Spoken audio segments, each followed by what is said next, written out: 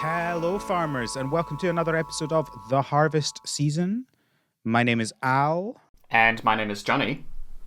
And we're here today to talk about cottagecore games. Woo! Woo! I like, Jonnie, how you don't even bother trying to do the cottagecore games. Some of the other hosts do. Like in the last episode where Kevin said farming games at the same time as I said cottagecore games. I mean, I feel like Kevin was really excited that episode, and there was a lot of times where he was trying to say things at the same time as you. I'm like, let's leave it for the end and try. It's hard enough to sync up the whatever our outro is, because I definitely know that off the top of my head. Getting that is like a bold enough claim, so I'm not going to try and do it anywhere else. Yeah, although I was as part of my tidying things up, I was uploading all the old episodes that hadn't gone on the YouTube onto the YouTube page. Hey, if you want to hear this podcast on the YouTube, there's a YouTube. I don't know why you would want to, but some people do apparently. And listening to some of the old episodes, and apparently, originally we didn't both say it at the same time, which is. I don't know what I didn't listen to every episode, so I'm not sure at what point we suddenly started saying it at the same time, but there we are.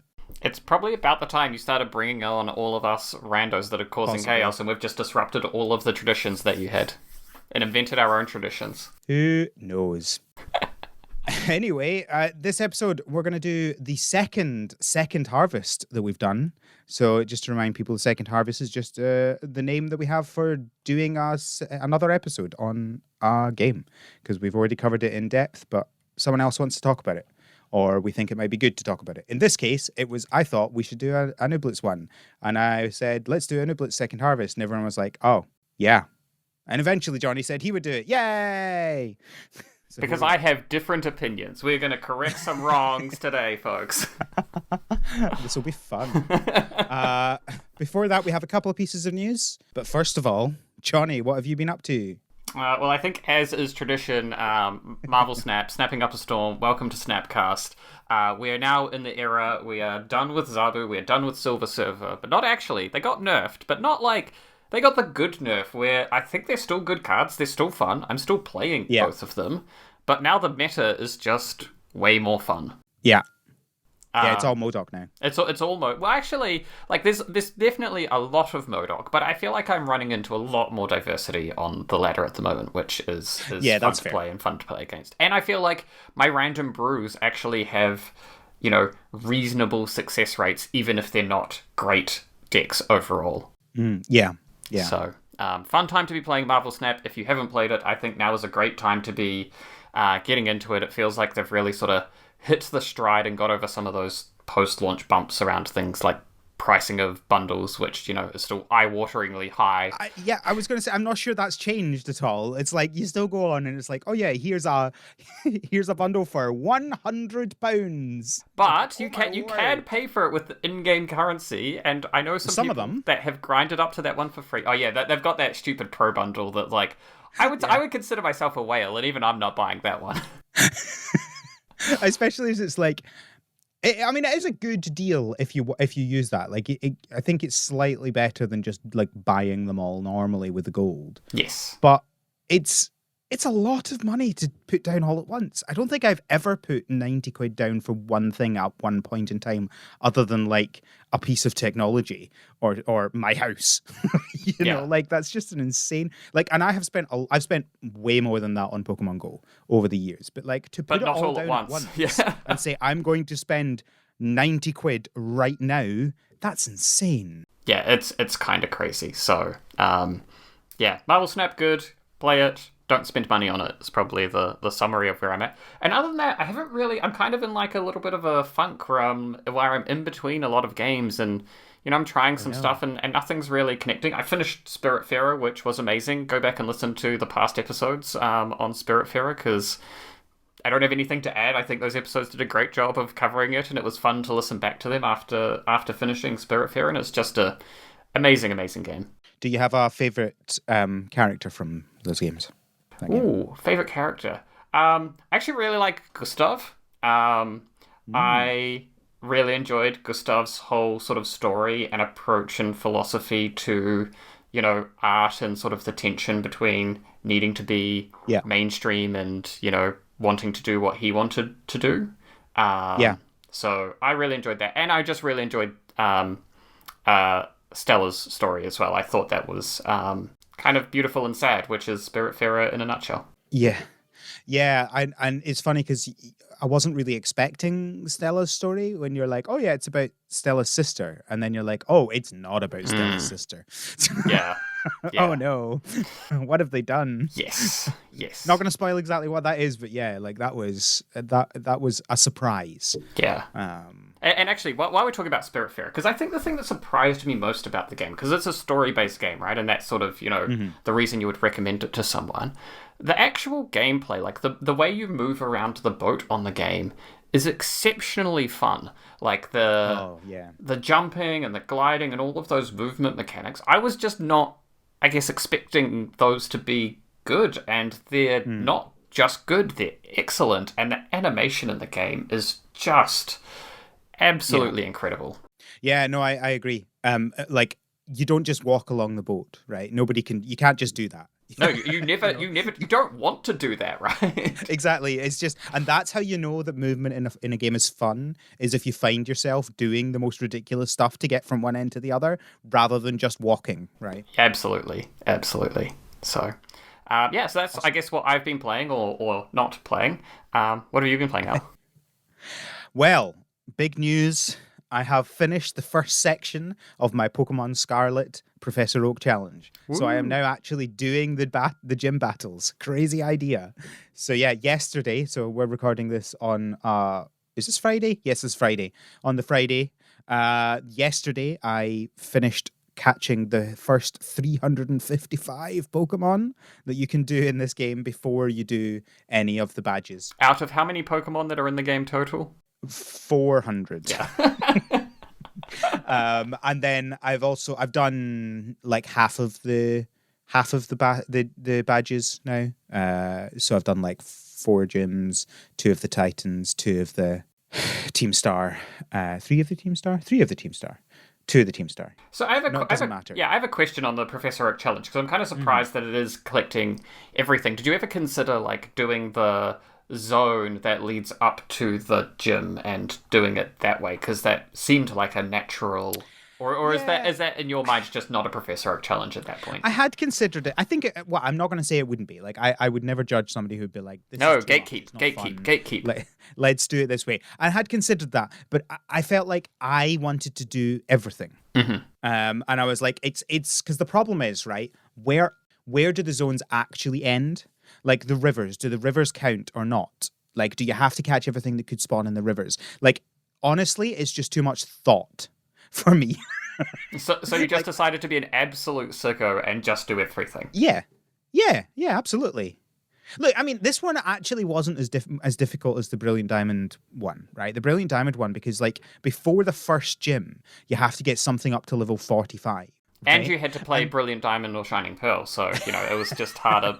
But there's nothing to level up. Really, you've got like level 5, level 6 Pokemon in the grass. So that one was just horrific. Whereas with this one, you don't have to level things up straight away, right? You can go, I'm going to go and catch everything I possibly can and then focus on leveling up. And then you can go and find the area with the highest level Pokemon to level up against. And a lot of them will just automatically level up because you're playing through the game. Yeah, that's a good point, because you're actually playing the game to get most of those 355. I'm assuming some of the like secret legendaries and stuff, like there's some that are probably locked behind the Titans. So yes, so you can't do any of them before you do all the any of the badges. But after, so I've been doing the badges in level order. So you start out with the Bug Gym, that's level 14, 15. The Stony Cliff Titan is level 16, etc. And after you've done 3 Titans, which is a total of 8 badges, then you can catch 3 of those legendary Pokemon. Because you need the high jump, and you need surf to get some of them. And you get surf before you get high jump, which is very funny. So my question now is, if in like 6 months speedrunners find the way to break the game and cause you to be able to skip some of that stuff, will you see your Pokemon Oak or your Professor Oak challenges being slightly invalid and feel the need to go back and redo it properly? No. Oh, damn. So I let myself do like the backwards jump up hills because I felt like that was like I'm fine with using these glitches because they're in the game. I don't think I would ever feel like I had to do them. So like technically you can theoretically catch 2 of the legendaries before you do any badges if you use the backwards jumping. But by that point I was just like, let's just do the 3 of them at the same time, because it wasn't that like it was literally like an hour between catching my 355 Pokemon and starting to catch the legendaries, right? So we weren't really talking about much of a difference anyway. And backwards jumping is not really the way the game was intended, right? No, but I mean, I was fine with doing it, but yeah, it felt like for that one, you're just like, what's the point? Yeah, fair enough. So I'm hoping to finish it up today, or at least get to Area 0 today, because I have, let's see, so 5 more gyms, 3 more Team Star, and 2 more Titans to do, and I think there's only 2 more Pokemon to catch. It's just insane. It's insane. I think so you're crazy. You can catch the not Donphan Titan once you've defeated him, and once you've defeated the Dodonzo Titan, the False Dragon Titan, you can get the final legendary Pokemon. Right.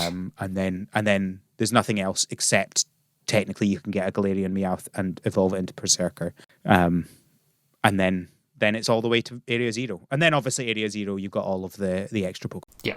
Will you catch all of those in this version? Like get Pokedex complete?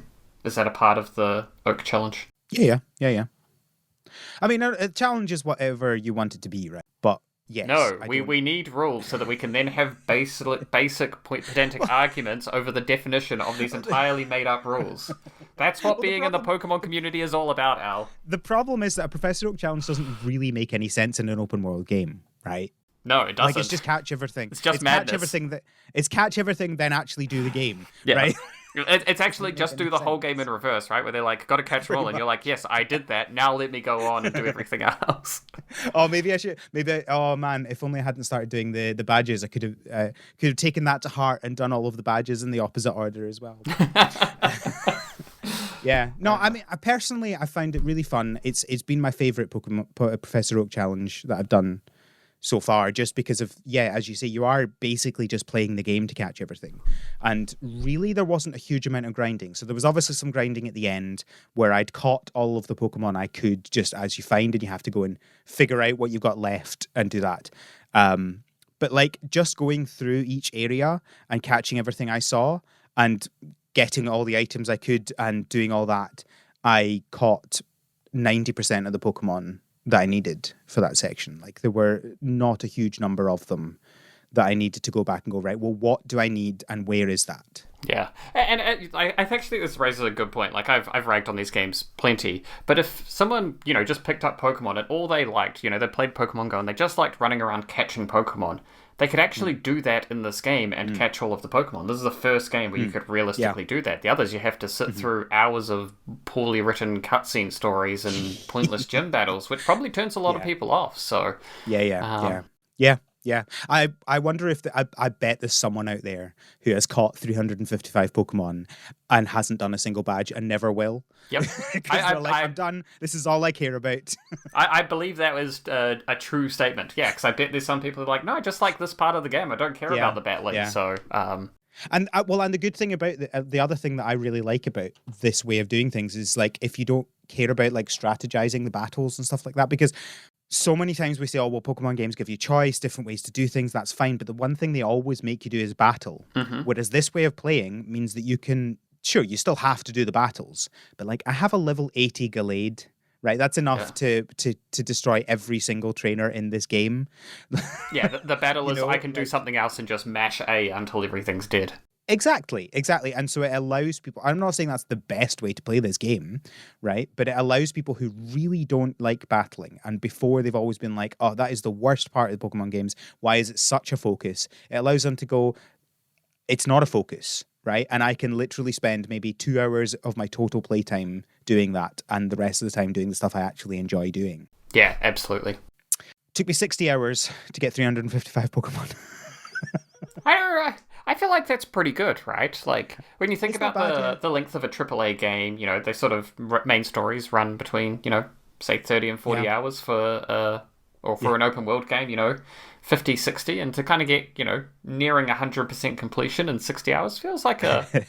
It'll be interesting to see how long it takes to do the rest of them. Like the three legendaries that I did yesterday took, I feel like maybe 3 hours. But their catch It rate just is, like, takes. surprisingly low, right? It is so bad, and by this point, I can still only buy Pokeballs and maybe I think I can buy Great Balls. I Oh my can't really god, I buy didn't Ultra even think Balls. about that. The fact that you can't, the shop wouldn't upgrade. Um, so yeah, I'd caught them all in Premier Balls. And thankfully, very early on in this, I caught because you can get routes right at the beginning of the game. So very early on, I caught a routes and evolved it into a Gallade, and used that for most of my catching. So that has made it a lot easier as well. But especially when you're like, if you want to get a Lucario, you can either evolve a Riolu, with high friendship, or you can go and catch the Terra Lucario that's at level 75. So I did that. I waited until, like, I think it was maybe my second last Pokemon Lucario, because I was just doing everything else and my Gallade got bumped up to level 76, and I was like, right, that's it, time to go catch that Lucario. And that is one of the fun things, right? The fact that you can actually go and do Yeah, that, because those the friendship choices, evolution exactly. things are annoying. So that was Yeah. always pretty great. I didn't have to do a single one of them because the most of the other Pokemon were available in the wild. Blissey was probably the hardest one to get because its spawn rate is very low. But if you get a ham sandwich and you get in the area around the fairy Yeah, around the lighthouse at the top of the crew, map, right? yeah, that will spawn so many Chansey, and I maybe made about a total 6 ham sandwiches and saw 2 Blissies. Wow.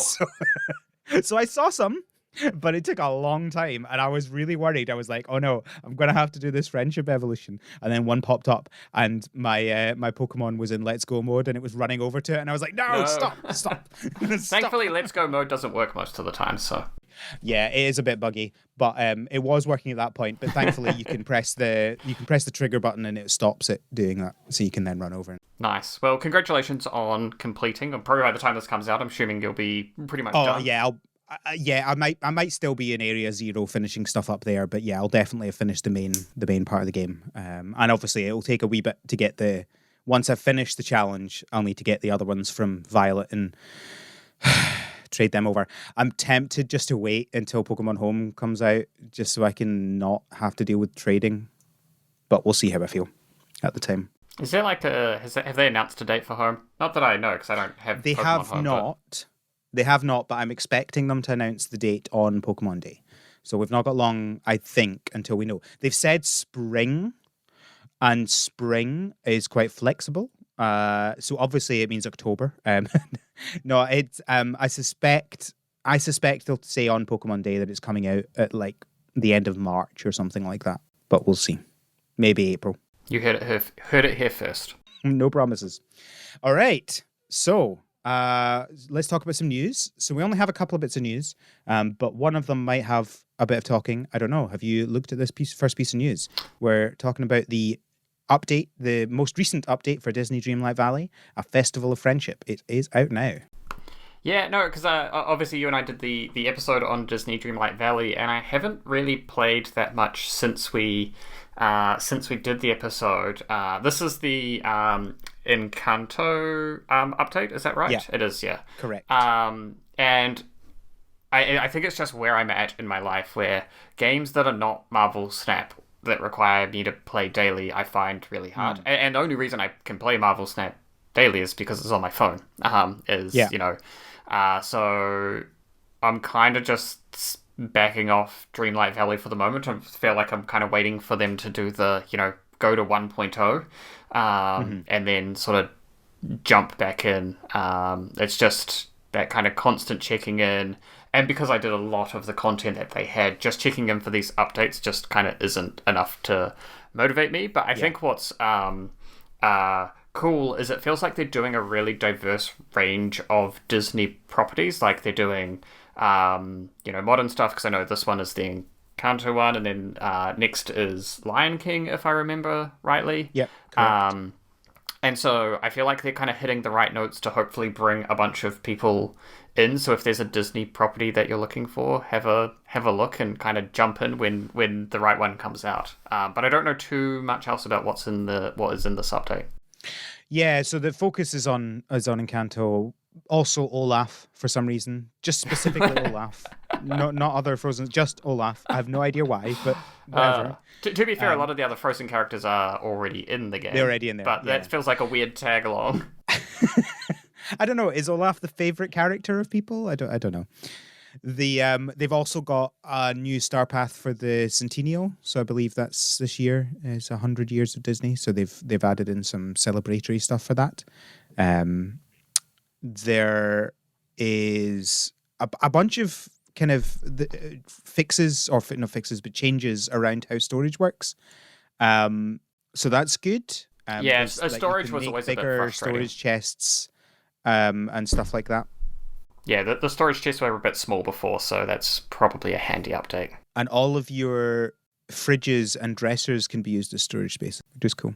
Cool. I think it's just good that it seems like they're putting in, they're kind of continually improving it while adding new content, right? Yeah. So they've added signposts, so you can label things, and you can have skins for your house now. I do not want skin on the outside of my house. That sounds disgusting. Yeah, so a bunch of new things that sound good. I think this is... I'm the same as you. I've not really played it since our episode on it. And I think I'm probably waiting for 1.0 as well, purely because I didn't buy it. I was using it on Game Pass, and the only way I play Game Pass stuff is with streaming on my Steam Deck. And it's fine. It does the job. It's good enough, but I really want to play it not with the lag. Yeah. So we'll see how that goes. But yeah, so that's the Disney Dreamlight Valley, A Festival of Friendship, is out now. Go get it if you want to play it. The other piece of news is that the team behind Sunhaven have announced a new game, which, as we all know, the best time to announce a new game is when you haven't finished your first game. Don't go look at all the comments on the post announcing this new game. People are not hugely happy, shall we say. They're like, maybe finish the first game. Right. Games don't really work that way, right? You don't really... The people who start a game are often not the same people that finish the game. Not always, but quite often. And so I understand why people are frustrated with the idea that a team who haven't finished a game have started on a new game. But it almost certainly has not made your game take longer to finish. Yeah, I think there is a piece in here, though, of, don't announce a new game while you're still working on the original one, because that doesn't help either of your games, right? Because it kind of says to people that maybe haven't played Sunhaven, hey, don't play Sunhaven, wait for the new game to come out. So, and it just... Yeah, no, I agree. I 100% agree. And it's absolutely their fault for announcing this. But it looks like the game... So this is called Sundown. And it's currently scheduled, I presume, as an early access to release on the 24th of February. So that's 2 days after this episode comes out. So yeah, really bad timing, bad PR, do better. But let's talk about this game, I guess. So the blurb is: farm crops, collect pets, catch fish, mine ores, and craft turrets to build a thriving farm and survive waves of monsters through 4 seasons. Sundown combines roguelike and farm sim gameplay in a brand new game set in the Sunhaven universe. And I have 2 thoughts about this. One, I'm not going to play this because I don't want another roguelike farm game, right? Stop it. And 2, you've had one game and your main thing that you're saying about this game is that it's set in the same universe as your other game. You don't need to make franchises happen, right? You can just make a game and say that and you don't have to make it a selling point that it's within the same game. That's not how these things work. Yeah, and it's not like Sunhaven feels like this massive property where you really want to leverage the IP off the back of that, right? And my immediate thought is, was the description written by a chat GPT request? Because just go to ChatGPT and describe a farming game, and this is sort of what came back out because Yeah. yeah, I'm with you. This is I'm not feeling a strong pull to play this. Yeah. Yeah. I mean, it's the sort of thing that I can see why people would like it, but I think I've played a couple of roguelike farm sim games now, and I think I'm okay without. Yeah, I kind of look at it. I don't play farming and cottagecore games because I want combat, right? I almost like this genre because the combat isn't a big part of it, and even if it is a part of the game, it's usually the worst bit, or, a small bit of the game. So kind of building a cottagecore game around combat just is not the vibe that I'm interested in. Yeah, and I guess that even when it is in a game and even when it's a big part of a game, it's generally something you go looking for. Yes. Whereas the problem with these roguelike versions is it comes looking for you. Absolutely. Yep. I think that's a great point, And right? that's not what I want. Yeah, I can do a Stardew Valley run without ever having to really get into combat if that's what I want to do. Mm-hmm. Yeah. Yeah. I still want to play Sunhaven. Still haven't done it yet. Mainly because I got the Switch version, not the Steam version, and the Switch version isn't out yet, and they haven't let me switch to Steam when I got my Steam Deck. So maybe they will finish it one day. Maybe. I'm hoping it won't be too long because they said Sunhaven will be in early access for approximately 6 months, and that was nearly 2 years ago. And look, I don't know why people give timelines for these things. It never works out. Just stop giving timelines, right? Yeah, absolutely. Timelines, you and I both work in sort of technology development, and when has anybody ever stuck to a timeline when technology is involved? Nah, never. Never. Never. And there are currently, is it 2 more updates before the final update to come out, I think? The roadmap update.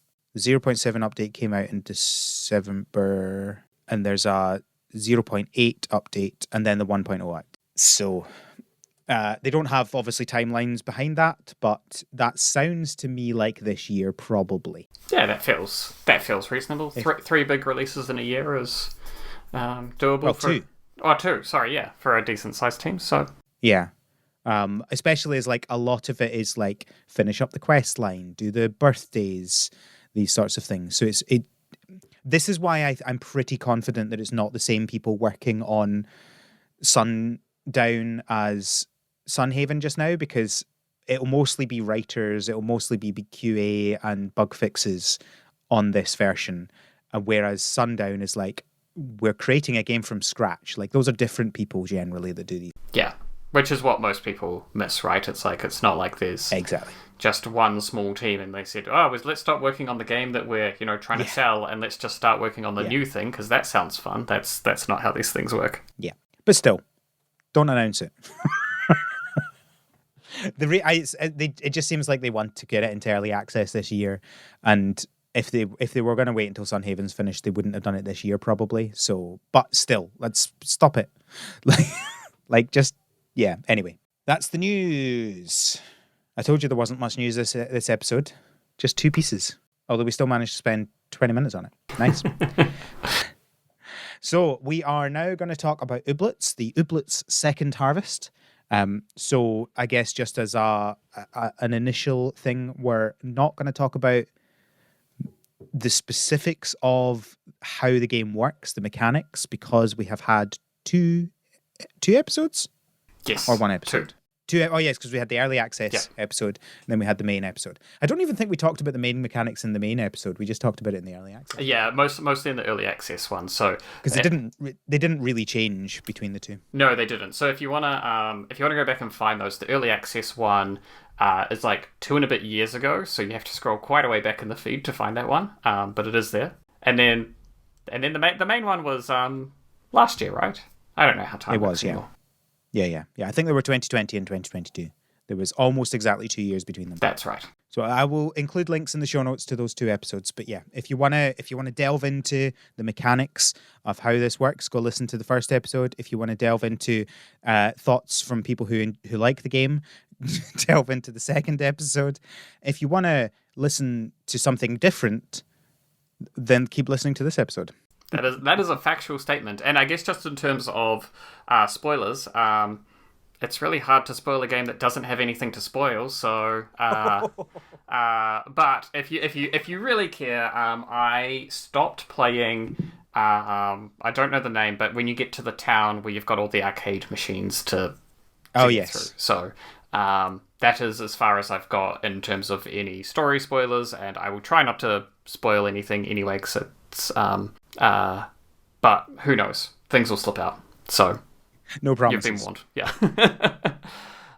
Did you at least play the arcade games? The arcade games are what was the final straw that made me quit. I hated those. Oh man! Wow.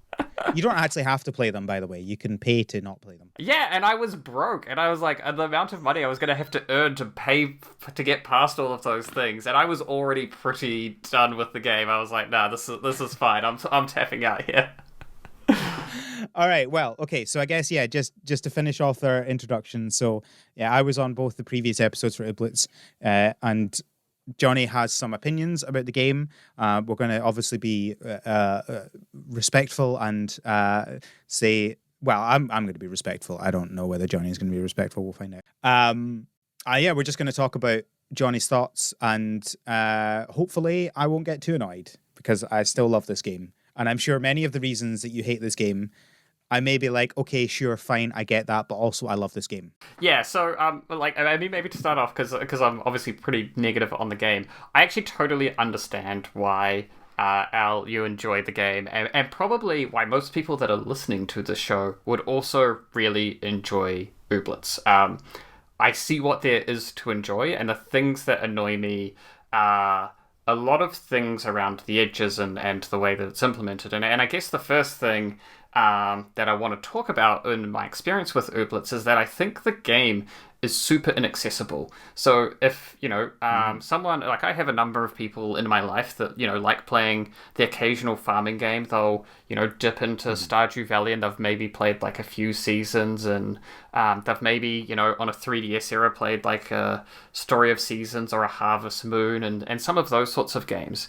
And if you ask me if I thought this game was something that you should recommend to those people, the answer is absolutely not. This game is so inaccessible, and I think the sort of predominant thing is just how inane the naming of everything is.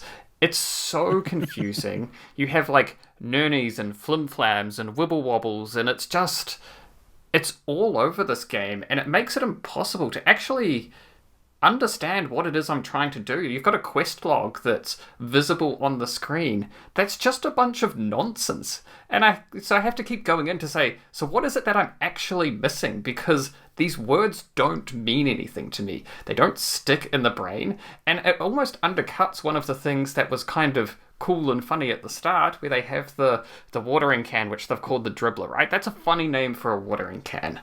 But when everything has an overly silly name, it kind of just becomes this confusing mess of I don't really know what I'm doing, and I'm kind of just annoyed and frustrated because I have to go and collect 16 flip-flops, and I mean, because I think you guys talked about this a little bit on the episode and how sort of crazy the naming is, but it really, really, really annoyed me.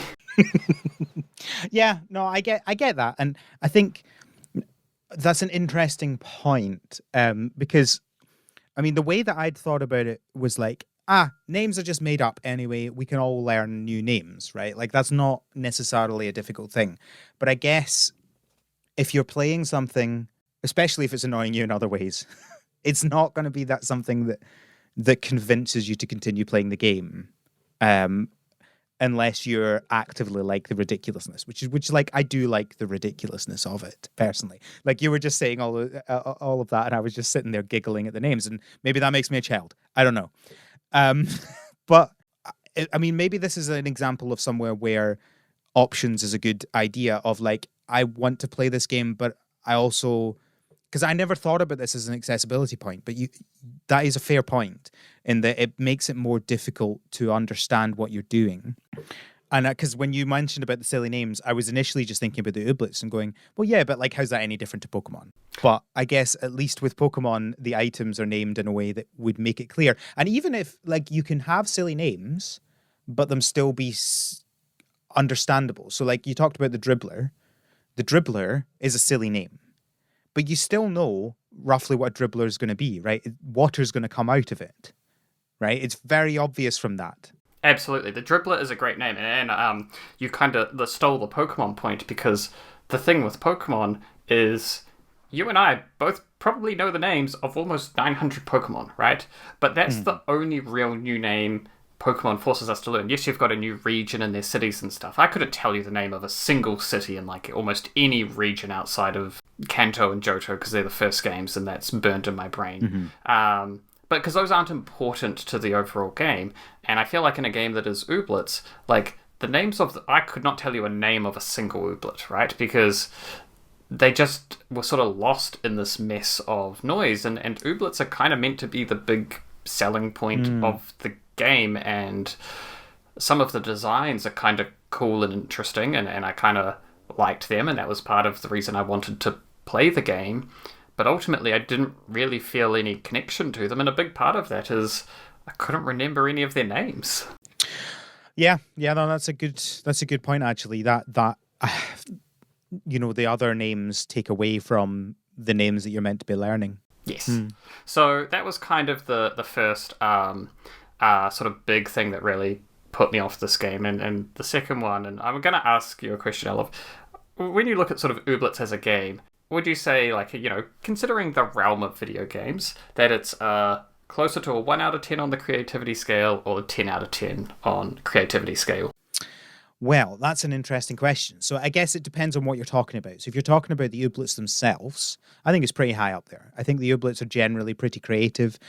I accept your point about the names, but in terms of like the actual designs, I'd say they're pretty unique. I don't feel like there were any Ooblets that were like, oh, this one doesn't make any sense, or this one's too similar to another one.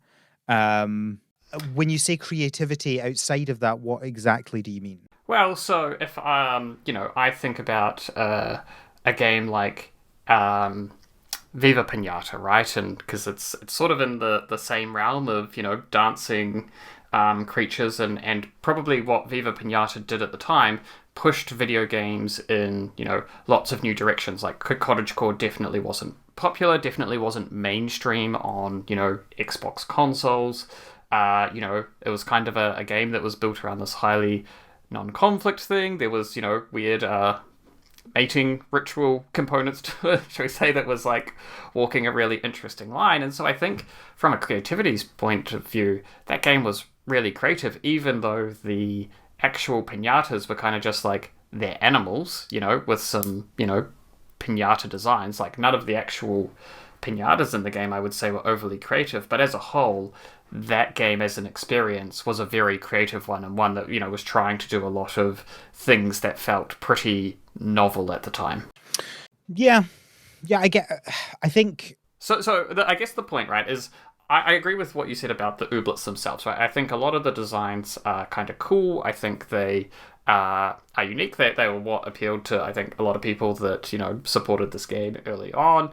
It's kind of what made me want to play this game. But I actually feel like the game itself is kind of creatively void. I don't think there's anything really unique going on. I think the writing in the game, like, you know, I don't know how far through the game I got in terms of percentage, but I played, you know, I spent a lot of time in the game, and I have no real sense of what the story is, what the message is, you know, everything just felt like something that I'd seen done elsewhere, but better. And, you know, sometimes you play a game and you're like, oh, that wasn't perfect, but there was something there that I would be interested to see more of.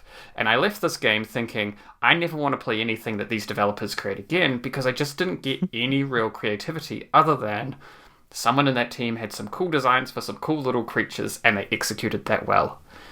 But from a gameplay... No, you go for it. So I think that I'll agree about the story. I don't think the story was particularly amazing. I think when we did our last episode that I mentioned about the end of the story being fun, but most of it's pretty bland. I will accept that. That's totally fair. I don't think it's doing anything in particularly brand new and interesting. But I don't think that needs to happen for it to be a good game. So if we talk about like Stardew, which I presume you consider a good game. I do. It didn't really do anything brand new or exciting, and its entire point was let's do a better Harvest Moon. So the idea of saying like this game is only doing things that other games have done but doing them better, I don't think that should necessarily be a knock on it, because that is literally how Stardew was created.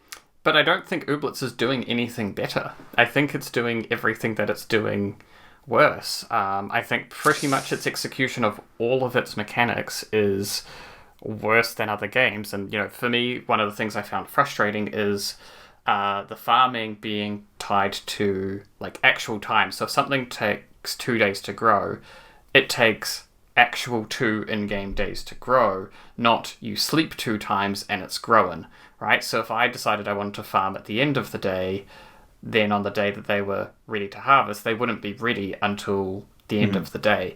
And, like, I don't think there was a necessary reason for that. That doesn't add anything to the overall experience of the game. It's kind of just worse, right? I love deck building card-based games, and the fact that you can't see the cards that you're putting in, or at least I didn't discover where that was in various menus. If you can, you're kind of selecting random ooblets, and like the gameplay in the dance battles is kind of just there. It's fine. There's not a lot of skill to it. Like I lost 1 or 2 battles in the barn, but that kind of felt like, oh, I just picked the wrong ooblets and I had no real idea of what I was going against, and it was just a bad matchup, right? I ended up in a situation where I was trying to make it so that they couldn't generate any points, but my deck was also not great at generating points, and we ended up in a sort of place where no one could generate points, and then I lost on time, which I was like, well, that doesn't feel great, because I feel like either we both lost or, just give me the win and let me move on.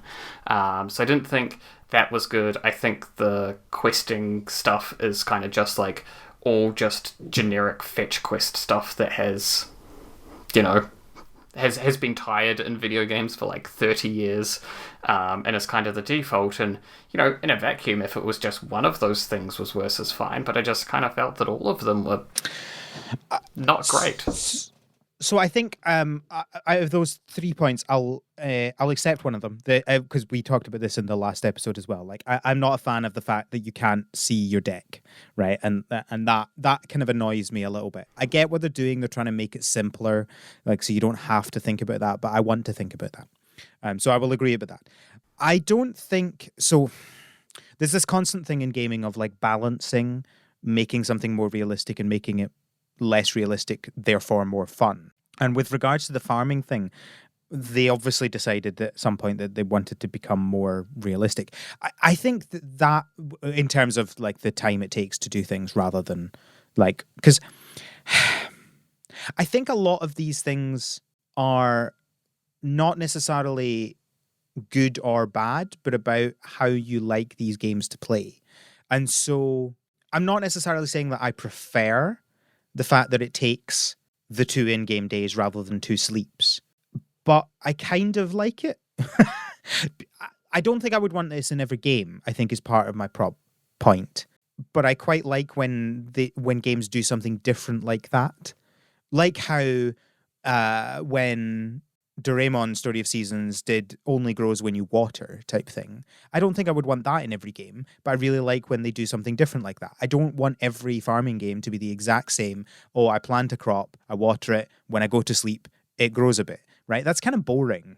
And actually the idea that these things grow in real time is, well, in-game time, is slightly more interesting. I personally really hate how everything in Animal Crossing happens in actual real time. Some people really like that. Like, I think a lot of these things are about personal preference rather than good or bad. I think that your point about the deck building is totally fair, and I think probably comes from the fact that they're trying to do too much in this game.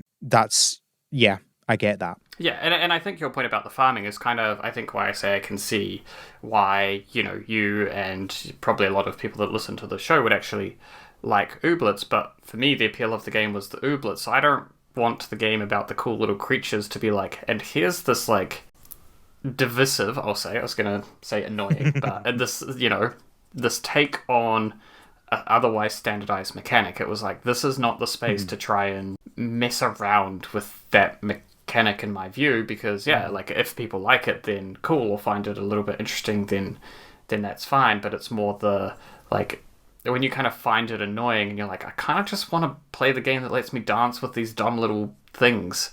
And I kind of... Interesting. Yeah, so I just found the farming frustrating and kind of made me not want to do it, which then the game sort of double punished me, because then I couldn't go and dance with Ooblets, right? And, like, that was actually something that was very frustrating through the game, is when it's like, oh, I guess I've collected, like, enough Ooblets to be on my team and on my farm. Is there any advantage to, like, going and collecting more? Because these guys want some things that I don't really know how to produce or what it is that they're asking for in order to dance with me, but I'll just leave it, I guess, right? Like, I'd never caught an Ooblet outside of the main town, because I just looked at the request and I was like, I don't know what that is. The plan was like, I'll come back later at the end of the game, and I did not make it to the end of the game, so... Yeah. It's not a great game for giving you choices. I will definitely agree with that. If you like everything in the game, I think it's a very good game. If there's one aspect of the game you don't like, then it's probably fine just to kind of, like, just power through those bits. But it'd be nice if you could do it less. But if there's a few things that you're just like, I just don't like this as much as other games, I can totally see how this would be annoying. Yeah.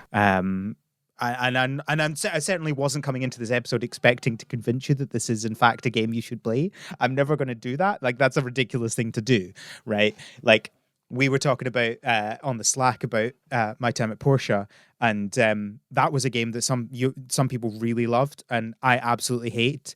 I think you weren't a huge fan of it either. I also absolutely hate that game. Yeah. That episode that we did was actually the first episode we did where someone didn't like a game that we'd played, which was interesting to deal with. But I actually really liked the idea that we can have that space to discuss these things. And Rochelle did not try and convince me that actually I did like the game, because I didn't. I really didn't. And no amount of convincing would do that. But I think it's also important to talk about when these things are actively bad and when they are about personal preference. And when you don't like them, that can feel like the same thing quite often. Yes, it absolutely can. And that's why that's why I want to preface this with, I see why people would like it. And I think a lot of my frustrations with the game is, I personally didn't enjoy it. But I think also, there's sort of my original sort of second point is that I actually think this is a really hard game for me to recommend, people that I think like farming games or would be sort of be interested to play. This is just, in the realm of games, it's a hard one to recommend for that reason. I just don't know that there's enough there that's like, I can see you getting... hooked to it, even some of the ones that are into Pokemon and some of the creature collection, because it kind of has the appearance of being a creature collection game, but that's only a small portion of what you actually have to do to progress. And I guess the question, because it didn't really come up that much on the previous two episodes, and it was something that I think definitely impacted my experience with the game, is... I found the game really hard to get going from an economy perspective, and maybe that was driven off of my dislike of farming, but I kind of always felt like I was perpetually broke, and interesting, really behind. I think I'd need to... I probably should have listened to the two episodes in preparation for this. We definitely did talk about that, because there's a point where I think if you don't unlock the right things, that's where the problem comes. So the vending machine... Not vending machine. It's the opposite of a vending machine. Well, I was thinking specifically about the sales. Oh, the sales vending machine thing. Yeah, whatever you call it. It's the reverse of a vending machine. Yeah, who knows what it's called, because it's some made up random words anyway, right? The wibble wobble. It's the wibble wobble. If you don't unlock that and the higher levels of that, I think that's really, because I think we did talk about that. Yeah, so you talked that's about... really the only way to make lots of money. Yeah, you talked about the end game way once you kind of got to that point and sort of that being a great way to make money. And so I was kind of, because I listened to those episodes before I played, I was kind of on the lookout for that, and but I felt like it kept asking for the resources that I needed to complete all of my quests. Or it was asking for farming resources, and it was like 20 of this thing, and I would just look at that and go, I'm not growing 20 of that thing. I gotta live my life. You definitely, you have to do the farming. Like that is a core part of this game. It's not like, oh, you can go and make money other ways. You really can't. And I actually, guess that kind of comes down to one of the main issues that you have with this game is like the lack of flexibility around what you can do. And I get that. The one thing, because you were not a fan of the little ooblet houses that would do the farming for you. Oobcoops. The oobcoops. That's because they're bad. No, the oobcoops are great. They would be great if you could actually upgrade them to a point where they were useful. But the problem is they only ever acted around 8 squares. But so that's I'd have fine. to have one oobcoop for every 8 No, it's not. Yes. It's not, right? Like, literally, like, I'm fine if it's like an end game thing, right? But like, the idea that you can only have a 9x9 square, one of which is taken up, is just, it's so limiting. Yeah, but like, they do everything. They water, they harvest, they like... The oobcoops are like, that for me is the greatest, and this is the secret, listener. Al knew that he was probably going to get mad at some point in this episode. He did not predict it was going to be about something that I liked about this game. No, I did not. Look, I'm not saying they're bad. I'm saying I want to have another upgrade level, right? Like, if I was playing Stardew Valley and we didn't ever get the iridium sprinklers, that would be incredibly frustrating. You just have, it's the proportion of squares that are taken up by a thing that is automation compared with the number that you can actually use for the farming makes the oobcoops not useful enough. It's not all about efficiency. It's cool to have the... It's a farming game. But it's a farming game that's all about these derpy little ooblet things farming. And so it puts them all over your farm. And they've got to be a prominent part of the economy. Oobcoops are perfect. No changes needed. Best part of the game. Changes needed. Definitely changes needed. I want oobcoops in war games. The thing is, you don't even get them to do everything until you've fully upgraded it anyway. Yeah, I didn't get one fully upgraded, but like compared to the sprinklers that I had, the oobcoops were great. They were just handling so much stuff. I loved it. My farm was just... But they're also so slow as well. Oh, that's fine. I don't mind. They're chill. Just, breathe in, breathe out, and just relax and let the ooblets do all of the work. It's effective delegation, Al.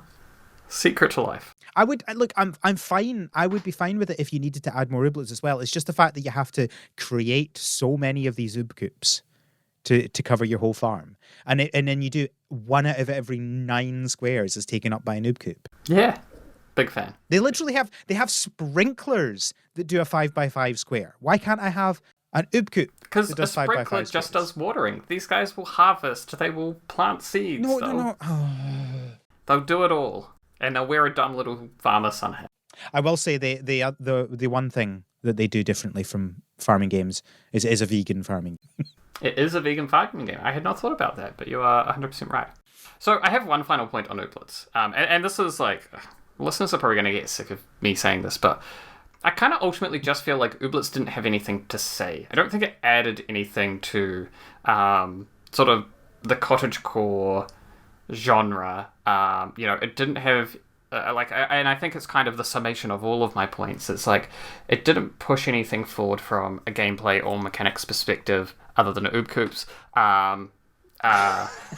It didn't do anything mechanically interesting. There was no sort of point to the story that I could pick up. Maybe by the end they got there, but you can't wait till the end of a story to kind of reveal your point. And for me in 2023, the thing that I'm looking for from games is having a unique point of view or something to say, pushing something forward, because there's so many games out there you know, the game that to me feels like a mishmash of a bunch of other things, and, you know, like, that's fine, and I, you know, don't want to begrudge anyone that's enjoyed Ooblets and enjoys, you know, these sort of amalgamation style games, but ultimately I kind of just left being like, so what, right? You know, I just, I think even if I enjoyed my experience with the game, this is the sort of game that in 3 years' time I would kind of just look back and be like, oh, that's right, I forgot I played that, right? And you know, I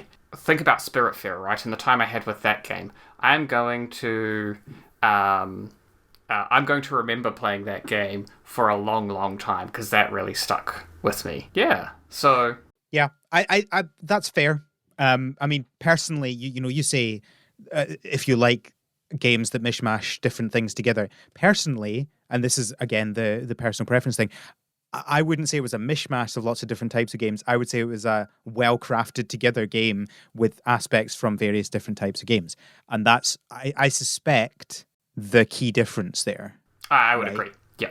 And I'm not going to say this is a better game than Spiritfarer. It's not. Spiritfarer is a better game. And I think that... To be fair, there's not many games that are better games than Spiritfarer. Yeah, well, exactly. I think if anybody is going to say that Ooblets is better than Spiritfarer, I feel like they have never felt emotions in their life before. Like, I just, this is how it is, right? But not every game can be like that. And I don't want every game to be like that. And you're going to say that, oh yeah, but the actual gameplay itself was better. No, I'm not, right? So if I was going to make another point, right, like Stardew Valley, at the time that was sort of, you know, buying into, you know, the millennial dream of quitting the corporate job and moving out to a small town and starting a farm, right? It was tapping into something that was out in society. You know, I look at I've forgotten the name of the game, but we talked about it in the farming games that are coming up this year. The one where you're going and sort of cleansing the planet and restoring the greenery, right? And these games... Mossfield Origins? Or is it Terra Nil? Terra Nil, that's the one. You know, and these games, to me, they resonate because it's not just, oh, that looks fun, but actually it's connecting with something that is, you know, part of my identity, or something that I believe, or something that I want to be true. And even when you look at this, so the start of Ooblets is your character just shows up on an island they've come from somewhere with no real backstory, right? And it's like, it kind of has that element of kind of being silly, but it doesn't go anywhere. Would you rather that your grandfather had died again? No, but like you could do the thing, you know, you could do what they were trying to do, and with some clever writing, you could imply some, you know, backstory while keeping the silly tone that the game is going for. Because I actually think if they did that well, it would have been a great aspect to the game. But like touch on the actual reason your character decided to hop on a dingy little raft and sail to some random island and just restart their life, right? Yeah. You know, you can have a lot of fun with that. That's actually a great space where there's probably a bunch of jokes, but it's just you step off and you kind of go nowhere. So yeah. That's fair. I would say that there is a point to the end of the story that I think you'll like, but I don't want to mention it just now because it is quite a heavy spoiler. I'll put it in the after credits. So if people want to hear the spoiler for what the point of the end of Ooblets is, then feel free. And that will be the after credits. So now let's maybe outro this bit. So I guess just finally on Ooblets, like if you're listening to the show, you should probably play it. It is a good farming game. Like the fundamentals of the game are good. They're what we talk about on the show week in and week out. And if there's a high likelihood that if you're listening to the show, you will find Ooblets fun. I think it's just the sort of a game that don't be surprised if you recommend it to your friends and they're like, yeah, I tried that and kind of didn't stick with it. That's kind of, I think, my overall sort of point on Ooblets. So I totally understand why it was, you know, farming game of the year last year. While it might not have been my choice, I still actually think it probably deserves that in the scope of all of the games that were talked about last year, because the fundamentals are really good. I just think that yeah, I guess I just wish there was a little bit more thought behind, the world and how everything was executed. But so yeah, I really hope I didn't sort of put anyone off playing the game or make anyone feel bad for liking the game, because I see why people like it. So that's kind of my thoughts on Ooblets. But I really appreciate the opportunity to sort of put a slightly different viewpoint from the original episodes out there. Yeah, no, that's totally fair. I don't think, other than the things that it's like, yeah, I think that's just you don't like it and I do. I think there are, all of your points are totally valid. I mean, not saying that those ones aren't valid. Of course, I just don't like it. That is also totally valid. Like, there's nothing that I'm like, how dare you say that about this game? Like, I think that's totally fair. And a few of them are things that have frustrated me, but they've never been enough to like annoy me enough to stop playing the game. So yeah, no, totally fair. And that's Ooblets. Thank you, Jonnie, for coming. I do appreciate when we have different opinions on these things. I think it's important to talk about these things. I don't want this podcast to just be unending optimism. That's why you let me on the show. You too much unending optimism. Look, I don't think you said anything bad about Disney Dreamlight Valley. That is true. Which neither of us were expecting. Yeah, I certainly was not expecting. Thank you for joining me. Where can people... Oh, you don't care about people finding you on the internet, do you? If people want to find me on the internet, there is a really cool thing you can do. It's called going to patreon.com/TAShedspod. Sign up for the Patreon, join the Slack, and you can chat to me in there. And you can complain at Jonnie about his Ooblets opinions there. Yes, that's my secret goal. I want to make people hate me enough that they can... they pay money to yell at me.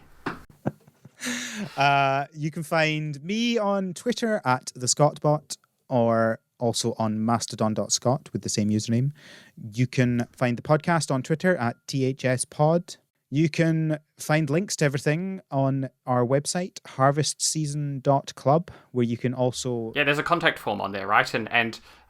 I'm gonna do the plug for Kevin, and actually I think it's for all of us, is we'd love to get questions, thoughts, feedback from anyone out there in listener land, because that helps us know the sorts of things that you like to hear, and if you've got questions that you maybe want us to answer on the show. Not making promises for Al, but if we get good questions, we might answer them. Yeah, well, I mean, I have mentioned every single piece of feedback that's been sent through that feedback form. So if you send it through, it's likely going to be mentioned. But yeah, so if you're not on the Patreon or you're not on Twitter, you can send feedback through the website. You can also find links to the Patreon through there, but I guess I don't need to do the plug for that because Jonnie just did it. But we do have extra bonus podcast episodes that come out occasionally. There haven't been as many this year as I would have liked, but we'll get there. There should be one coming out. There should already be one out by the time this episode comes out. I think that's everything. Thank you for listening. Thank you for joining me. Until next time, have a good harvest.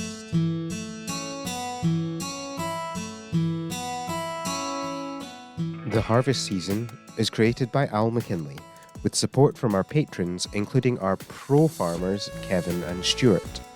Our art is done by Micah the Brave, and our music is done by Nick Burgess. Feel free to visit our website, harvestseason.club, for show notes and links to things we discussed in this episode.